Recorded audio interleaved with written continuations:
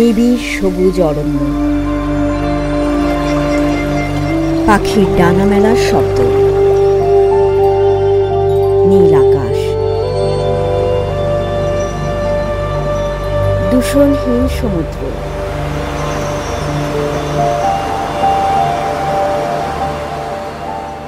আমাদের নীল গ্রহকে আমরা এমনভাবেই দেখতে চাই, পরিবেশ ও প্রতিবেশের উন্নয়নের মাধ্যমে নিশ্চিত করা সম্ভব সেই নির্মল প্রকৃতি ও জীববৈচিত্র্য।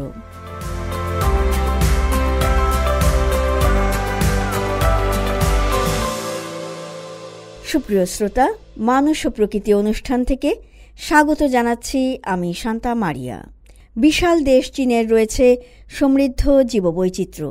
পরিবেশ, বাস্তুতন্ত্র ও জীববৈচিত্র্য সুরক্ষায় নিরলস প্রচেষ্টার ফলে চীনে জীববৈচিত্র্য যেমন বাড়ছে, তেমনি উন্নত হচ্ছে পরিবেশ ও বাস্তুতন্ত্র।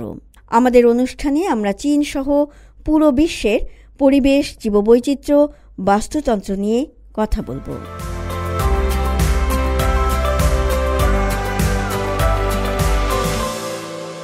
নীল সমুদ্রে মুক্ত স্বাধীনভাবে ঘুরে বেড়ানো এক তিমি, নাম তার হাইথাং। একদিন ভীষণ বিপদে পড়ে সে, আহত হয়, আটকে পড়ে সাগর সৈকতে। কিভাবে বিপদ থেকে উদ্ধার পেল হাইথাং? ফিরে যেতে পারল কি তার চিরচেনা পরিবেশে? শুনব প্রতিবেদনে।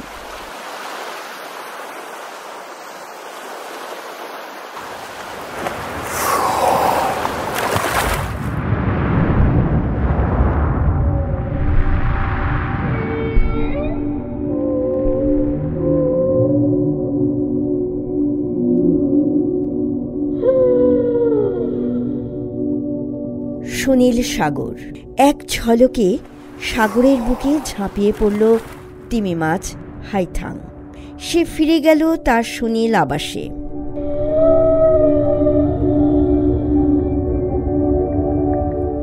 দক্ষিণ চীনের দ্বীপপ্রদেশ হাইনানের একটি বৈজ্ঞানিক গবেষণামূলক জাহাজ থেকে সম্প্রতি অবমুক্ত করা হয় শর্ট ফিন্ড পাইলট হোয়েল বা খাটো ডানা পাইলট তিমি হাইথাংকে। ৩ জানুয়ারি পুরুষ তিমি হাইথাংকে আহত ও আটকে পড়া অবস্থায় সানিয়া শহরের হাইথাং উপসাগর থেকে উদ্ধার করা হয়।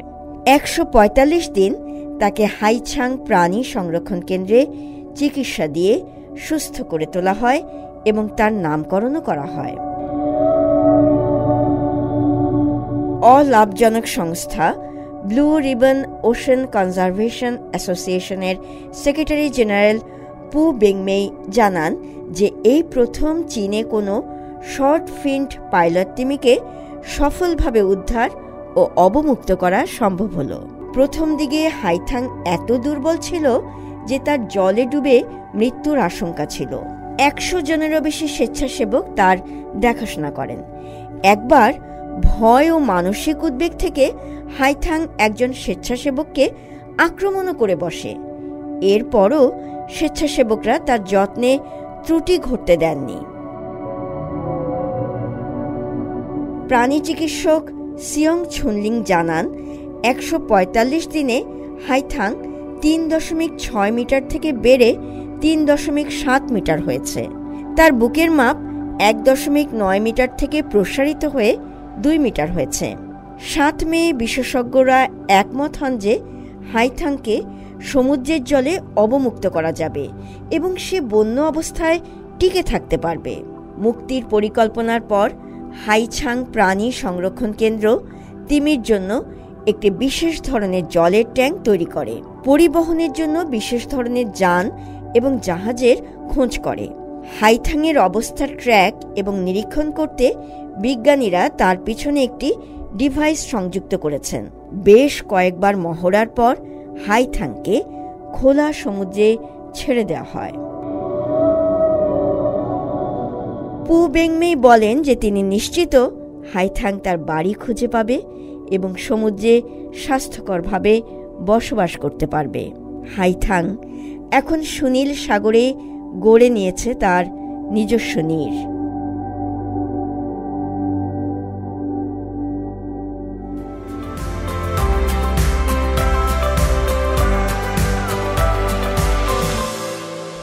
সুপ্রিয় শ্রোতা, শুনছেন মানুষ ও প্রকৃতি।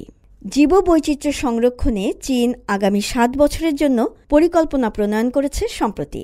এই পরিকল্পনার বিস্তারিত জানাচ্ছেন ফয়সাল আব্দুল্লাহ।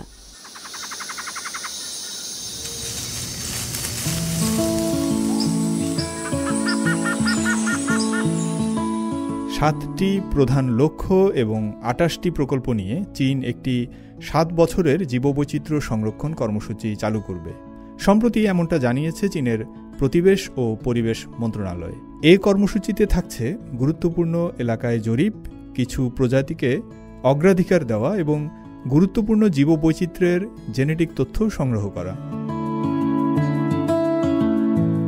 দক্ষিণ চীনের হাইনান প্রদেশের উচিশান শহরে আন্তর্জাতিক জীববৈচিত্র্য দিবস উপলক্ষে আয়োজিত এক অনুষ্ঠানে এই কর্মসূচি ঘোষণা করা হয়। এই বছর চীন গুরুত্বপূর্ণ জীববৈচিত্র্য সংরক্ষণ এলাকাগুলোয় প্রাথমিক জরিপও পরিচালনা করবে। তাতে বিভিন্ন উদ্ভিদের বৃদ্ধি, বন্যপ্রাণীর প্রজনন, ইকোসিস্টেমের বণ্টন এবং ইয়েলো রিভারের উৎসমুখে মানুষের কার্যক্রমের প্রভাব মূল্যায়ন করা হবে।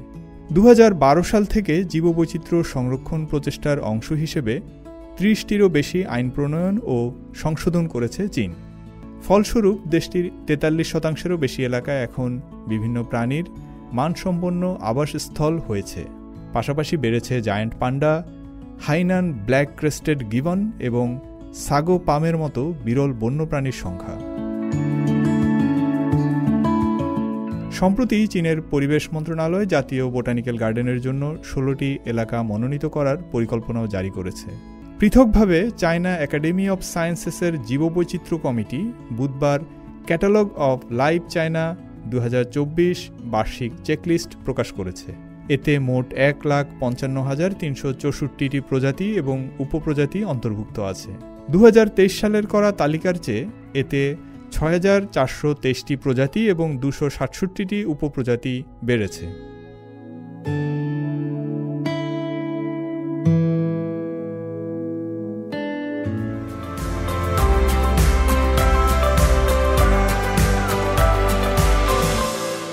সুপ্রিয় শ্রোতা, শুনছেন মানুষ ও প্রকৃতি।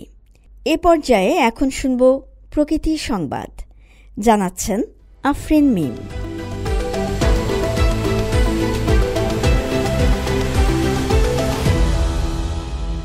চীনে বেড়েছে বিরল প্রজাতির উভচর প্রাণী আনজি স্যালামান্ডারের সংখ্যা। পূর্ব চীনের জেজিয়াং প্রদেশে 2006 সালে যেখানে আনজি স্যালামান্ডারের সংখ্যা ছিল মাত্র 60, এখন সেখানে 600-র বেশি এই উভচর প্রাণী রয়েছে।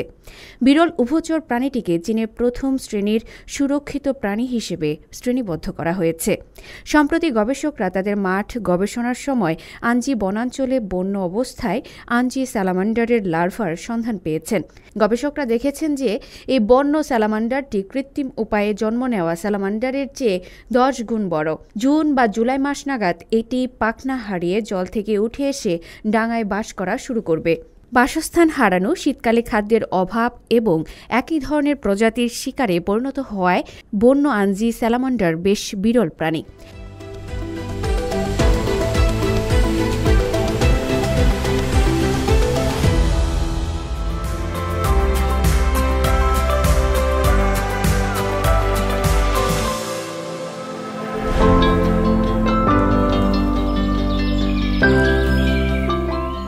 সুপ্রিয় শ্রোতা, অনুষ্ঠানের শেষ পর্যায়ে পৌঁছে গেছি আমরা। আমাদের প্রিয় এই বিশ্বকে বাসযোগ্য করে গড়ে তুলতে প্রত্যেকের রয়েছে কিছু ভূমিকা। বাড়ির সামনের খোলা জায়গায় হোক, ছাদে কিংবা ঘরের ছোট্ট ব্যালকনিতে আসুন গড়ে তুলি নিজস্ব বাগান। অপ্রয়োজনে গাছ কাটা বন্ধ করি, নতুন বৃক্ষ রোপণ করি, আমাদের মায়ের মতো পরিবেশকে রক্ষা করি। এই আহ্বান জানিয়ে আপনাদের কাছ থেকে বিদায় নিচ্ছি আমি শান্তা মারিয়া।